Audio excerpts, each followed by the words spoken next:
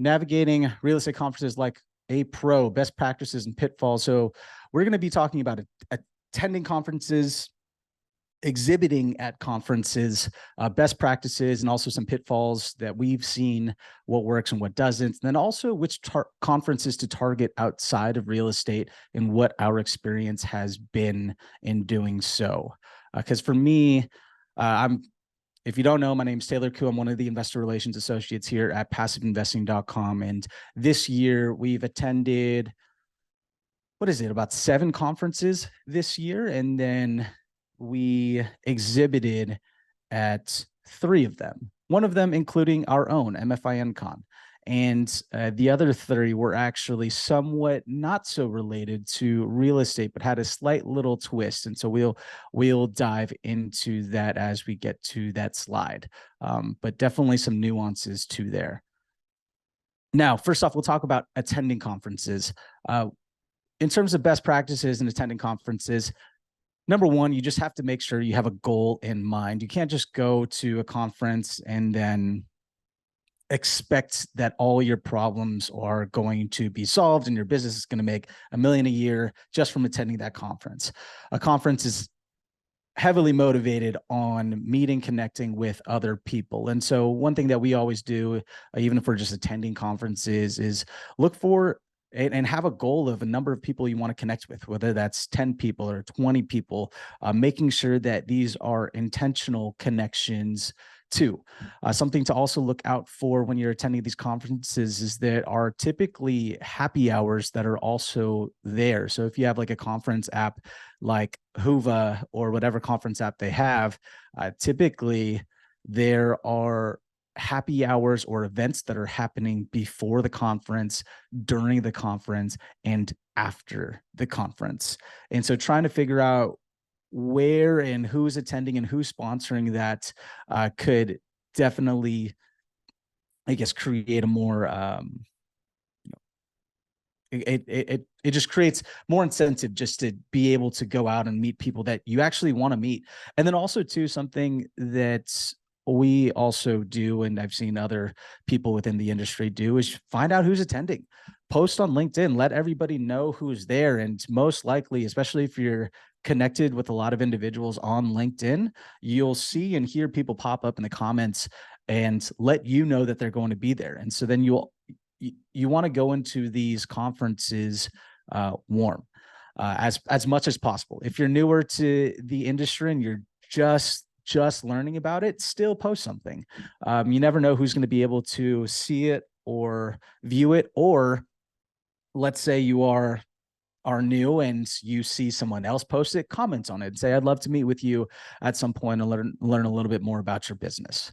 When you do go and attend these conferences, it is key to make sure that you have an easy way to share your contact information.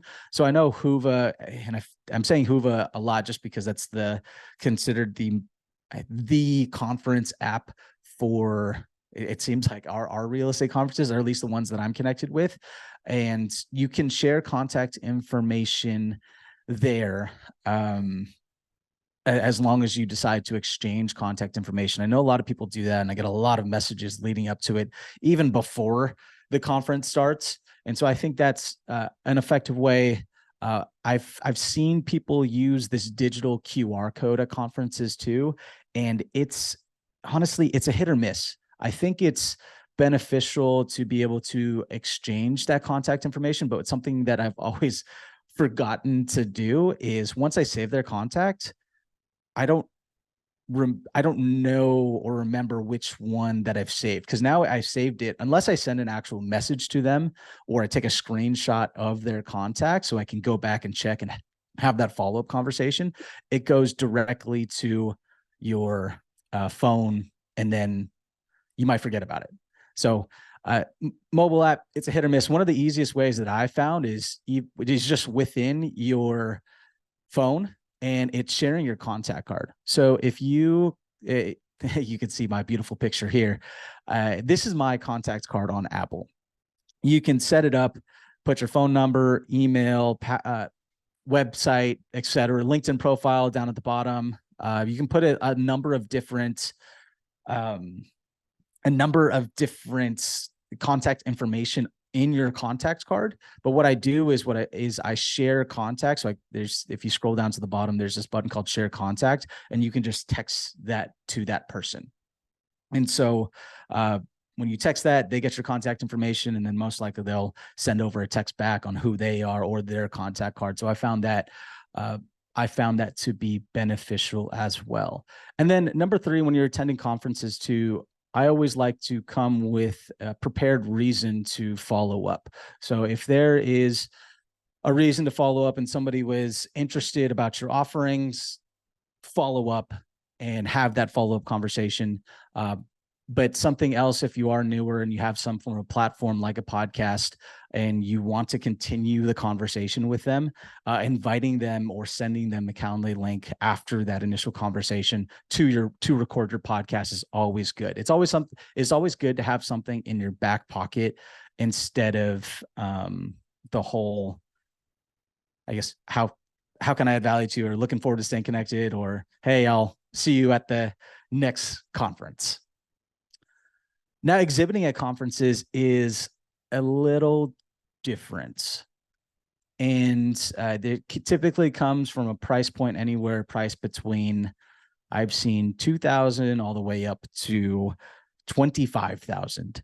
And depending on which conferences that you're going to, and it's going to be a different audience for each one. So when you go into these and you're exhibiting and you have your booth, you have to know who your audience is, whether they're active investors, passive investors, or RIAs or medical professionals.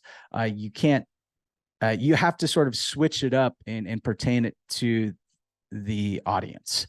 If you're going there and there's just a ton of other co-GPs, you don't necessarily want to talk to them like, I guess GPs also are LPs in other people's deals, but they're also well known in the industry too. And so that could change how you present yourself.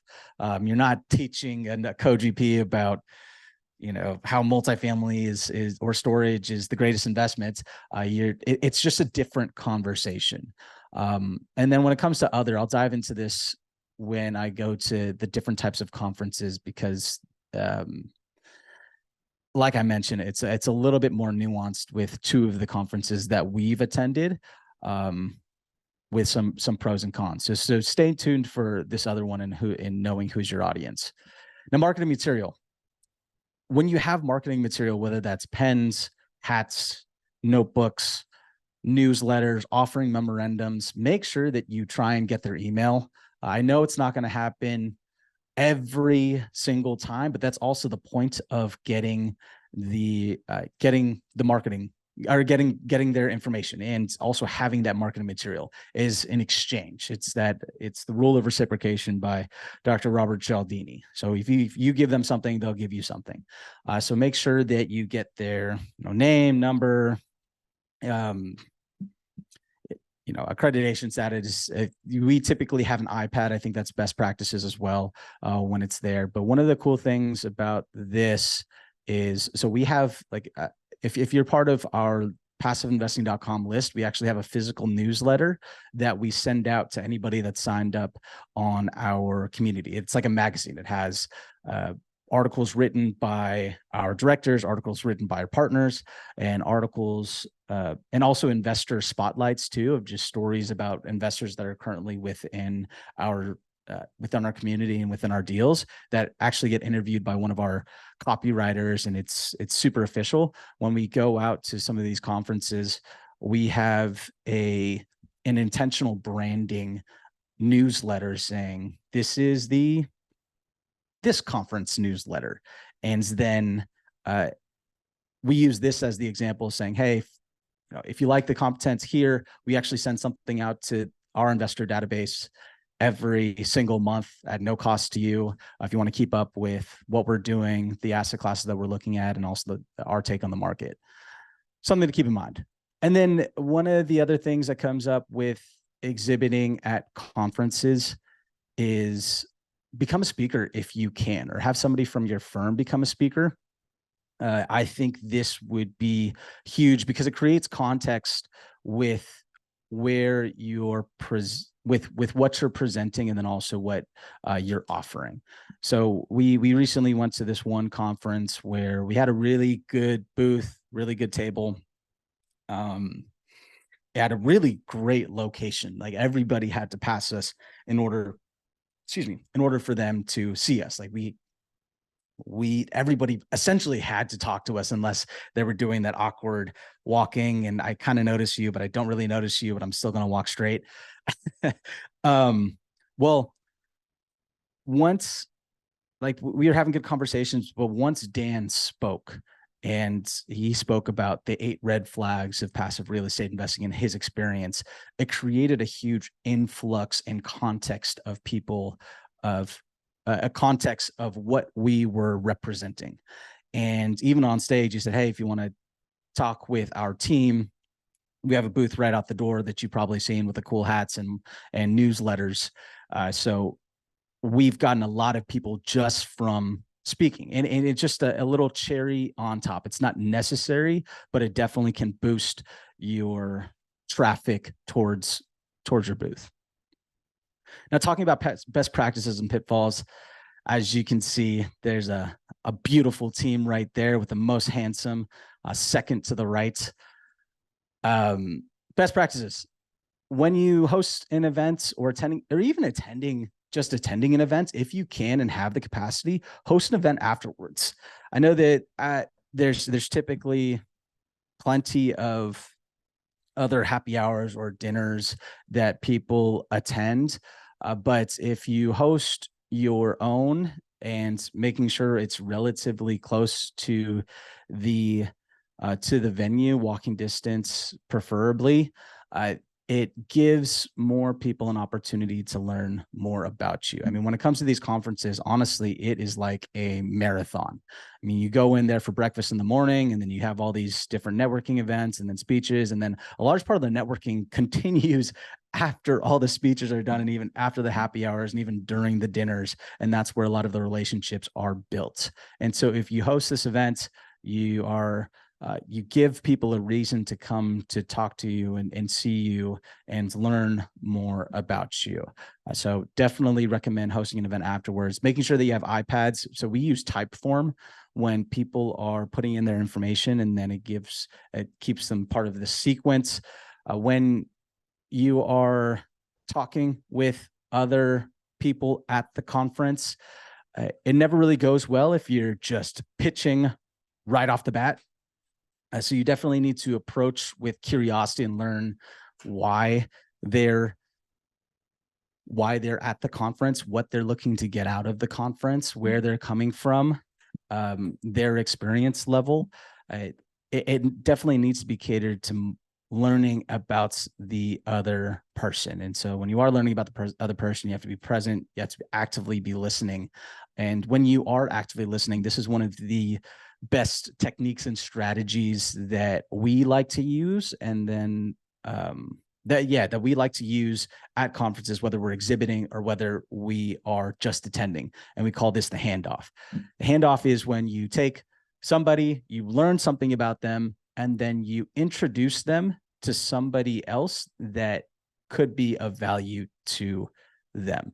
So like if there was a time where I was talking to a pretty intense, not intense passive investor, a very active passive investor who's just learning about us.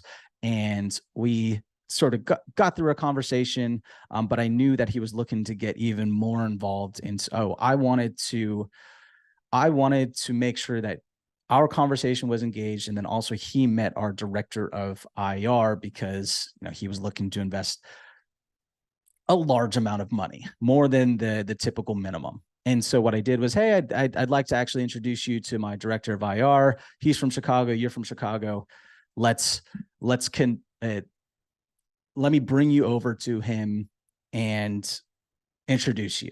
And so you go over, you introduce him to him or whoever, and there's the handoff, and you can make that connection from there. It's a very powerful strategy. And then also, not saying that this happens often, but if you ever do get into a conversation with somebody that there's, I guess, not much going on in the conversation, unfortunately, which happens to everybody. It's nicer to hand them off to somebody else than to just say, hey, okay, I'll see you later. Have a good conference. And then that's it. It just turns into this awkward interaction. And then also VIP. I mean, I guess you should enjoy VIP if you do pay for it, but VIPs that you typically have events that happen that are only for VIPs. There are specific networking events, sometimes specific talks, specific lunches where you're going to be surrounding yourself with other VIPs. And if the other VIPs have paid a significant amount to be in that room, that's probably the room that you want to be in. It means that there's no tire kickers there because they paid a little bit extra. Some of the pitfalls to exhibiting and just being at these conferences, if you notice, we are all standing. And I learned this from Dan, and he actually, if he sees chairs at our booth, he tells us to get the chairs out of here, because one of the worst interactions that you have, especially if you're exhibiting, is you see somebody at the booth and they're just on their computer, and then somebody approaches. But if I'm that person approaching, I feel like I'm bothering that person out of work. So you're not really engaged, and it doesn't really start off with a great interaction. And so we decided to just get rid of chairs away from the booth. I mean, of course, we take our breaks just because our hips and our backs are going to be hurting if we're going to be standing for 12 hours the entire day. But having these, but being able to stand up, look at them in the eye, it makes sure that you're more engaged with that person, and it doesn't, the other person is more receptive and doesn't feel like they're bothering you just for doing work. I mean, you're at a conference, make the best of it, even if you do have work. And if you do have work, just step away if you can. But doing work at the booth, in front of the booth, it's not an approachable strategy. And then the other one is one of the other pitfalls I always hear, and it comes with great intention. And you've probably, if you've heard me on other webinars, I've talked about this beforehand, but it's the question, how can I add value to you? I think it's, like I mentioned, it has good intentions. You want to be able to help out the other person, but I feel like it's almost just a backup plan, just in case you don't necessarily know what to say afterwards. If you're asking the question, how can I add value to you? I don't think you understand or know the value that you can bring. And you might not know any value that you can bring right away. I mean, typically when you do go to these conferences, a lot of these are introductory. It takes time. I mean, you're on essentially 100 discovery calls every single day, just learning about people. The question needs to come from, I want to make sure I can add value to you, but I shouldn't have to ask, I should know. And that is what really makes you different from the other operators, investors, partners, is if you can help think for them. Because I mean, whenever somebody asks me this question, it's a hard question to answer. I'm like, oh geez, I don't know. I guess we're looking for other passive investors similar to you. It's just a tough question. Just try and avoid it. And then if you are feeling like you need to ask the question, maybe leaning into it a little bit more and learn more about their business and see if you can add value to them without even asking them. So something to keep in mind. And then after the event, follow up, make sure you have a follow-up sequence where you can schedule a call and talk more about their goals and more about what they're looking to accomplish, and then give them more insight on the firm past what you talked about at the conference. And make sure that you reference, if you can, reference a conversation that you've had with them. So this doesn't seem like this broad email that you send to everybody after a conference. Follow up. Did I mention follow up? You have to follow up after a conference. And that is, I think, one of the biggest, I wouldn't even say issues, but I wouldn't even say challenges, but that's where people fall off. Everyone has all excited after this conference. They've learned all of this. They have all this energy, but then once they leave the conference, it just stops. You have to make sure that you follow up and continue the conversation no matter what. And then the other part to this too is skip tracing. And the reason why I put a question mark to this is I know some people do it. And for us, I'll be quite honest, we don't do it. And, you know, I feel like I have to put this in here just because I know some other people do talk about this, where let's say they exchange a bunch of information on Whova, and then you get all their information and then you blast them with specific emails. Sometimes I guess it works. Sometimes it doesn't. We don't personally skip trace, but that is up to y'all. I'm indifferent about it. Now, which conferences to target? So here is where I mentioned where I can dive into just some of these actual experiences that we've had with different types of conferences. So real estate related, I mean, we've been to single family conferences, multifamily conferences, storage conferences, car washes. Haven't been to too much family office conferences, but then there's also those mentorship types of conferences. So when you go into there, we haven't seen too much of a conversion when it comes to single family conferences, just because that's single family to small multifamily, so 4 units or below. And it just seems like that's only what they were focused on. I know we initially tried to go to some single family conferences and get some LPs or passive investors from there, but because there was no context, or I guess even an interest or curiosity to go into syndications, a lot of them just wanted to do it themselves. And so we didn't have too high of a conversion rate for single family. Multifamily conferences, there typically is a lot more active operators there and and it's a great place to find other co-GPs, partners. As LPs, there's not too many LPs that go to some of these multifamily conferences. And if there are, a lot of GPs are probably trying to target those LPs anyways. But also GPs are also LPs as well. So something just to keep in mind. Storage, well, and also there are different types of multifamily conferences as well. There's some that, and this goes with storage and car washes, where they're industry type conferences where they're heavily related and more focused towards brokers and property managers. And so it's more on the business operations side of it. So just having some context going into those types of conferences. Like I mentioned, we don't really go to family office conferences just because we don't work with family offices, but they are out there.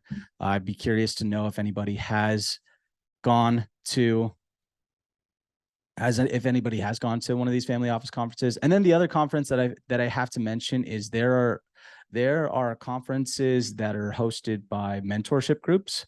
And sometimes these conferences are to try and get other students. And sometimes they're not, but just something to keep in mind. I mean, it's great to go meet with other students and other partners. But if you are looking at specific conferences, and I mean, I guess if you are looking for a mentorship, definitely go, but it definitely is in its own category in itself. Now, the other 2 conferences that we were able to go to is one that was focused specifically on medicine, and then one with wealth management. So story time, we went to this conference in San Jose. It was a medicine conference, and there was a lot of just C-level executives that were there representing a lot of these a lot of these other medicine companies, a lot of doctors, a lot of scientists. So you would think that, oh, this is a blue ocean strategy. There's going to be so many LPs that are just itching to try and get into our deals. And so we exhibited there 2 times. So one last year and then also one this year. And the challenge that Oh, and I'll before I go into the challenge, I'll explain how we got in there. I leveraged Dan's expertise. So I mentioned that, hey, we were founded by a physician. We're looking now. We help other busy professionals and physicians to invest passively in real estate. And because Dan had that background within medicine, we were able to leverage that and get into one of these conferences. Now, the challenge that we had was Dan's practice and type of medicine was completely different to the type of medicine that we were there. And then there was also no specific context that we were there. We were the only real estate company that was in the middle of all these different medicine companies. But when people walked by, there was this confusion. They were walking by and I had several people come up and say, "Are you guys in the right place?" And it sparked curiosity, but then there was sort of this, I guess, this disconnect because they weren't too familiar with syndications. And so when you are talking and going through your pitch, you would pitch, and it's not even a pitch. I mean, it's just like a quick little sentence about what you do and who you are. It's completely different than what you would see at real estate conferences. And so we would say something like, hey, we're a private equity real estate firm that helps other scientists, physicians, doctors invest passively in real estate. And you don't go into all the jargon of returns. You sort of lead them through the conversation. It's definitely a lot more of a basic conversation just because it's a lot newer, but because we didn't have a lot of context going there and even some confusion when they did see us, it was hard to convert. So it just takes time for them to actually get into our funnel, build that trust, build that relationship, because they were completely focused on something else going into the conference. They were completely focused on this type of medicine and connecting with these other people. And then you throw in a random real estate company in there, it just takes a lot more time to convert those. And we actually didn't convert that many from that medicine conference. The wealth management conference, and this is Future Proof over here, is actually held over in Huntington Beach. It was catered towards financial planners, registered investment advisors, wealth managers, all within the financial services space. And this is a completely different conversation than, I guess, normal retail investors. I mean, we were targeting independent RIAs, independent registered investment advisors, that they represented a number of clients, and we were figuring out how to work with RIAs. And the language was different than when we were speaking to retail investors, just normal investors, because in the language that we use, we were looking to provide registered investment advisors alternative investments as part of their allocation, as part of their portfolio, to help their investors invest partly with other companies like ourselves.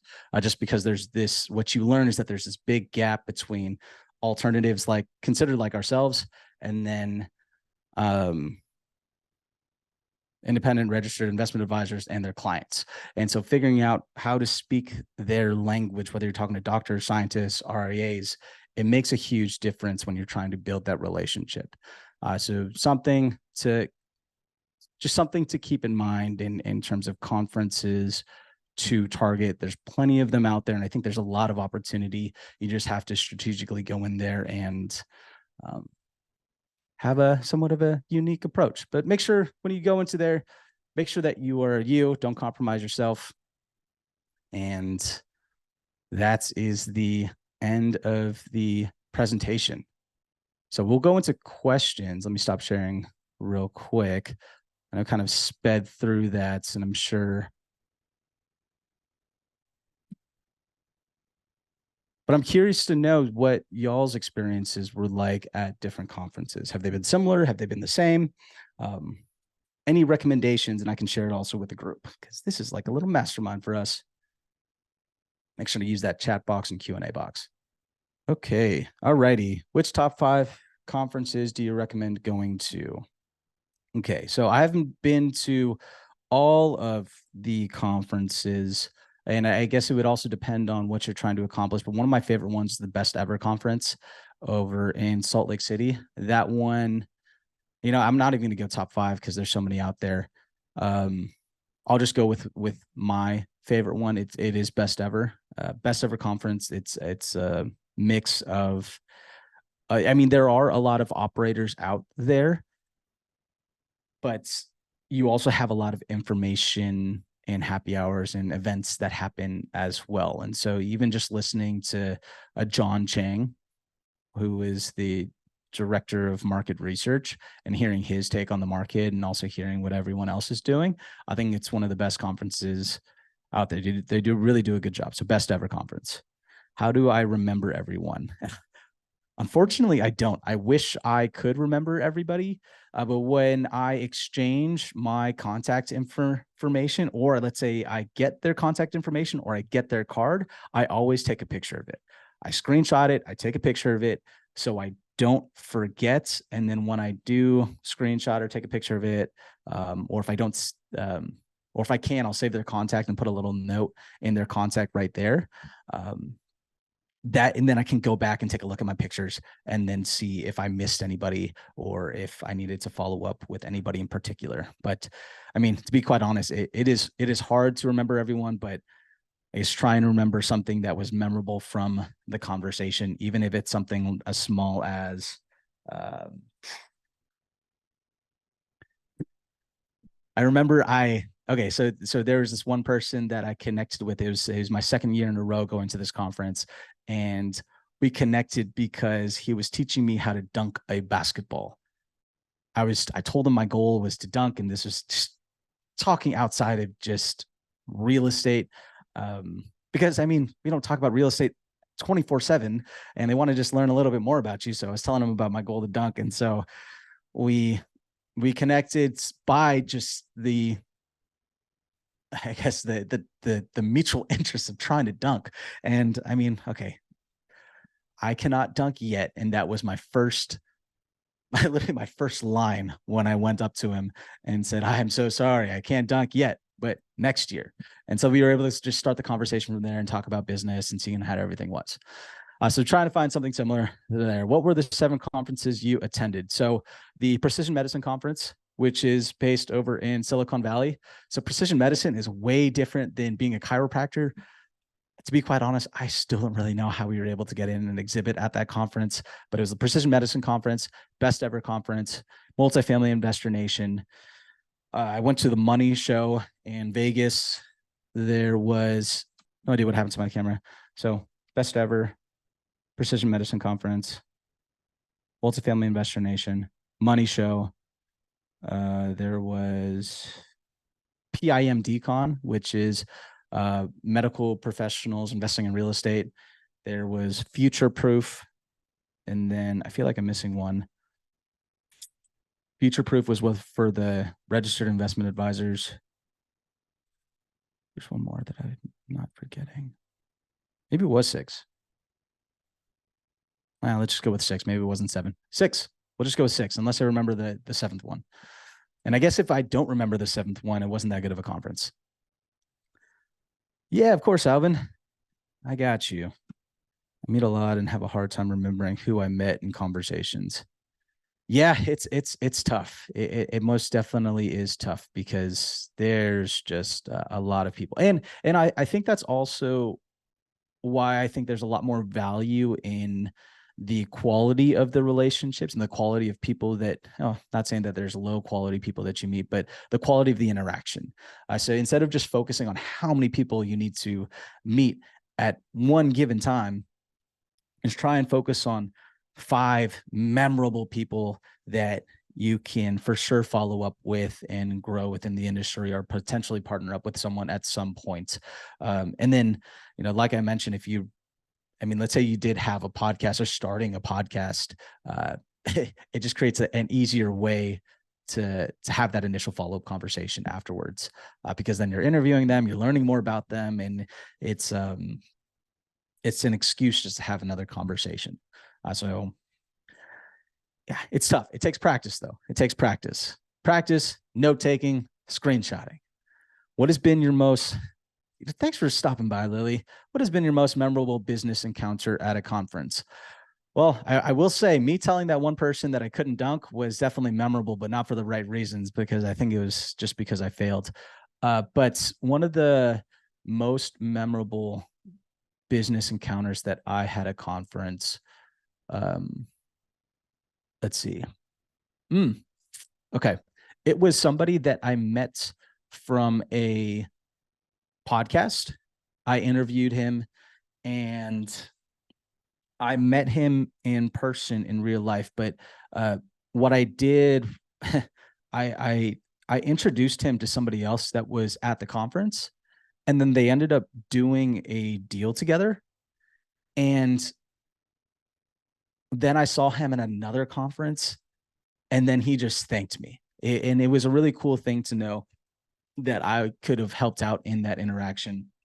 And then he said, whatever you need, let me know. And so that felt really good, just because you built some form of value. You added value in some type of way, even if it was as simple as introducing them to somebody else. And you've built that relationship equity, not only with the person that you introduce them with, but also the person that you introduce them to. So that was my most memorable one.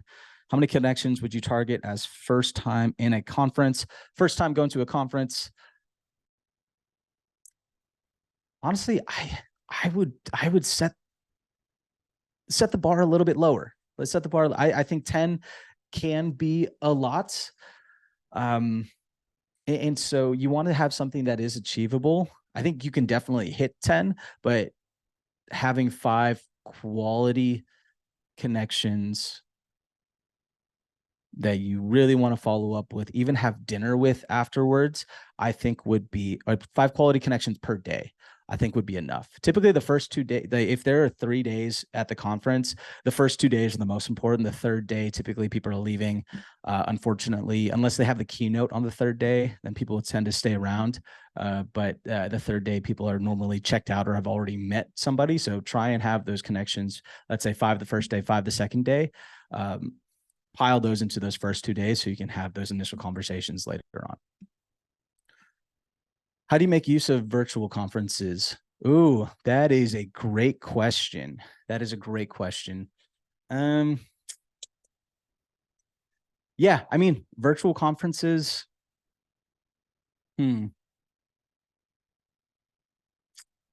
mean, they are very valuable. I mean, well, okay. I wouldn't say very, very, very valuable. We did have this one virtual conference where we sponsored one, and it was we didn't have the context there, and so we didn't have too many conversion. It didn't have a high conversion rate from it. But if you did have a virtual conference, I would say make sure you have a really strong follow-up sequence that could cater to whoever the attendees were. Because I mean, if they are attending virtually, I know sometimes there are these breakout rooms. I don't know. I haven't had a too great of experience with some of those breakout rooms where there's a lot of people that are there. People typically have it in passing. And so it's definitely more for the emails and contact information that's there, at least from what I see. And unless somebody has something different, I'd love to hear somebody else's feedback on there. I think it can never really replace going and shaking somebody's hand at an actual conference. It's a little bit more linear when it comes to those virtual conferences.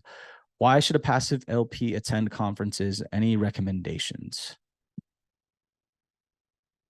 Yeah, so a passive LP should attend conferences. I mean, there's plenty of different reasons. I mean, one of the main reasons is to just learn more about the industry. And then also we've had LPs that wanted to come to some of our conferences just to meet us in person. And not that they were really interested in a specific topic, but since they're newer, I mean, they could be looking just to learn more about the industry and connect with as many operators as possible, so they can just vet deals. And then also I feel like it's almost, with LPs, I mean, there's so many different types, because you have the experienced LPs that do it full time. You have the ones that are just learning and they're drinking out of a fire hose. You have the ones that are LPs, but they're currently trying to be GPs. So there's different. Yeah, it's a broad question. It's a broad question. I can speak to a specific example. There was a guy that didn't want to be active as a GP, but he wanted to talk with other. He wanted to talk to other GPs so he can vet them, but then also find other LPs that are there just to see what everything was about. And so he was really just in the learning phase. I mean, yeah, it's a broad question, to be quite honest. I mean, I guess give some more context to what they're investing in, if they've already invested or they're just trying to learn more. That's really it. Hopefully I answered your question. Are there directories for these conferences? Or are you Googling to find them? I wish there was a directory for these conferences, but typically it's Google and there's word of mouth, and also on LinkedIn. People are posting a lot of them on LinkedIn. So I know there was one that just happened, Old Capital Conference over in Dallas. That's usually a really great one. They have a great team. It's usually put on at these really cool events, and it's a pretty transparent and authentic conference talking about the state of the multifamily market. But more often than not, Googling, social media, LinkedIn, Facebook, people are going to be posting about it. No directories. But I think if you decide to create a directory, I think that'd be really interesting. Alrighty, switching over to the chat. What CRM can we use to manage contacts and relationships as a beginner? As a beginner, I would say Active Campaign is probably the best one.